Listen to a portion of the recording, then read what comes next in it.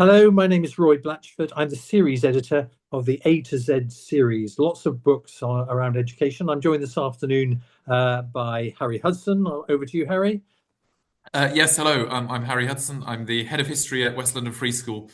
And as Roy says, I'm the author of the A to Z of Early Career Teaching. So, in the A to Z series, just briefly for me as the series editor, there are books on governance, on primary leadership, primary English, school leadership, addressing disadvantage, student well-being, you name it. There are 15 books in the series. Today, Harry is the author of the Early Career Teaching book. We're just going to have a brief conversation about why he wrote it and perhaps to promote the idea that you might be interested in buying it. I'm going to just read from the foreword, and in it, Harry writes, "Teaching is a wonderful profession. I've been in it a long time, much longer than Harry, and I agree. Teaching is a wonderful profession. It requires optimism and hope, energy and dedication, skill and flair, judgment and tenacity. It takes practice and perseverance to perfect. Indeed, can it ever be really perfected?" Harry asks. But when it all clicks, when everything falls into place, when you succeed in firing the enthusiasm of a class, there are surely few better feelings in any profession. A fundamental joy lies at the heart of teaching, whatever the age range of the pupils. Harry Hudson, you're the author of those words. Take us beyond those words and perhaps dip into the book for us. Yeah, well, thanks, Roy. I mean, fundamentally, I think that the book is motivated by that sentiment that you began with, that teaching is a wonderful profession. And I think that's the thing that I want early career teachers really to come away with from the book. But it isn't intended just to be sort of platitudes. This is intended to be a really practical guide for teachers right at the start of their career. It's divided into 26 chapters. So as the title suggests, it is a literal A to Z. So we start with ambition as an A, and then we go all the way through to zeal appropriately at the end. And the idea is that it provides some real insight, hopefully, and readable insight as well, into the reality of what it is to be a teacher. This isn't a book sort of talking necessarily about the sort of the pragmatics of all the sort of the things in the classroom. This is a book about what it means to be a teacher, kind of in the fullest sense of the word, how to exist and how to thrive as a teacher right at the start of your career. And I hope when I was writing this, I was sort of aiming really to include some of the things that often don't get spoken about, or some of the things that you only learn kind of with experience. It's that sort of dread phrase, isn't it? That, oh, that's something you just get with experience. Well, part of the motivation for doing this was well, should everything be just with experience? Actually, there are surely some things that you can be told, and you don't have to go through all those the sort of the difficult periods to get there. So that's the motivation really. I want people to come away thinking that teaching is a joyous profession, which you and I both do. I know, Roy, and also to come away with some really practical steps on how to manage the first stages of their career. And you're already a few years beyond the early career teaching. Yeah. You might just perhaps share your journey into it, and also maybe just take one or two aspects of the book and just unfold those for us, if you like.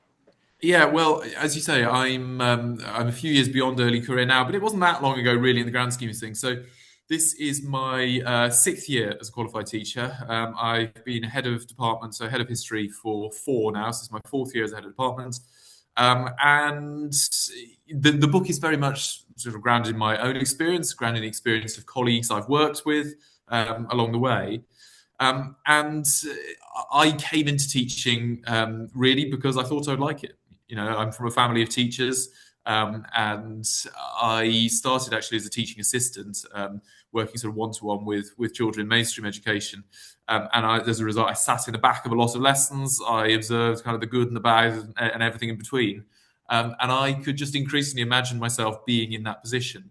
And that, again, is a relative privilege. I'm aware that lots of people who go into teaching haven't started as a teaching assistant and don't necessarily have that experience in the classroom. So, again, one of the things I wanted to do with the book was to try and unpack some of the things that I learned along the way, often without noticing it. When you're sitting watching a lesson, you're not necessarily observing for certain things, but you do pick things up. And I tried to distill some of those in the book. And maybe one of the chapters that would be worth reflecting on a little bit is cues. Actually, obviously, one of the challenges in A to Z is what are you going to do with cue? But actually, it came to be relatively easy actually because I think cues are, as in QU EUS, are such an important place in schools for talking to pupils. And it sounds completely obvious, it sounds obvious when you say it, but there's so much you can do when pupils are standing in queues. And schools are full of queues, queuing for the canteen, queuing for I don't know the coach, queuing for the loos, whatever. Pupils are very often standing around, sort of idly doing nothing, and those are opportunities to really build those sorts of professional relationships with pupils that have a massive benefit to their academic and sort of personal progress as well. Yeah, because I think you're So I try saying to there, do, aren't yeah, you? You're saying there, aren't you, that teaching is so much more than just being in a classroom. That's where you weave your magic. But actually, yes, those cues, school journeys, all those things we know where it's really important as an early career teacher to get involved in. The other thing that I know you feel strongly about, and you still do it, is how important the mentor is. And yes. if you're offering any advice to people new into the profession, just talk to us a little bit about how you see how important it is. Mm. And I know from my own experience, a long time ago, it was a make or break for me in my first year that I was taken under the wing by the head of English. And actually, had he not done that, I think I'd have left teaching. The mentor was really decisive. I started teaching, in a tough inner city in London, and that mentor role was so important to me. Yeah, completely. And again, I've done quite a lot of work mentoring ECTs myself now over the last few years, and that, as you say, that mentor role is essential. And I explore a bit in the book how you can make the most of that relationship with the mentor, and it really is vital, both in the way you communicate, but also the sorts of things you communicate about as well. And really, having the mentor as a first port of call for anything is essential. So I think the book sort of explores a little bit both those formal mentor meetings when you meet as an ECT1, hopefully at least once a week, and you're going through some of the sort of routine things that come up. But then also, actually, the book talks about some of the more informal instances when you just have a question, you just have something that's come up in a lesson, you want to run something past a mentor, and having a relationship that is built upon trust, is a mutual respect and trust is essential. And it talks about say how you can develop that and also what you can do if that relationship sometimes doesn't go entirely as planned. We've talked about how difficult it is often in A to Z. I know from having Yes. edited them, you have to, what am I going to do for V, or what am I going to do Yes. for X or Z? Would you mind just saying why there's a chapter called Vox? V for Vox. Why? Yes. Well, good. Yeah, indeed. So Vox is Latin word for voice, and I use the word Vox because it's sort of based upon the Vox pop that you hear talked about in politics. When you have a reporter from the TV news or from the radio goes out onto the street and interviews a few people, and then they put together a package of these sort of 10-second snippets with people. And that was all about student voice, was the idea. The sort of application for the classroom is how should we, and how can we incorporate pupil voice into our thinking about teaching? At what point do you sort of take what pupils are saying with a pinch of salt? And at what point actually do you take on board what pupils are saying and really kind of make meaningful changes potentially to your practice? And that again is something that does, again, it's that phrase, come with experience. So I tried to sort of to speed up that process a bit and get people reading the book to start to think a bit about how they can and how they can both get student voice, how you can actually go out there and hear what pupils are thinking, and then also what you should do with that information when you get it. Thanks, Harry. And just perhaps finally, the A to Z series has the A to Z as section one of every book.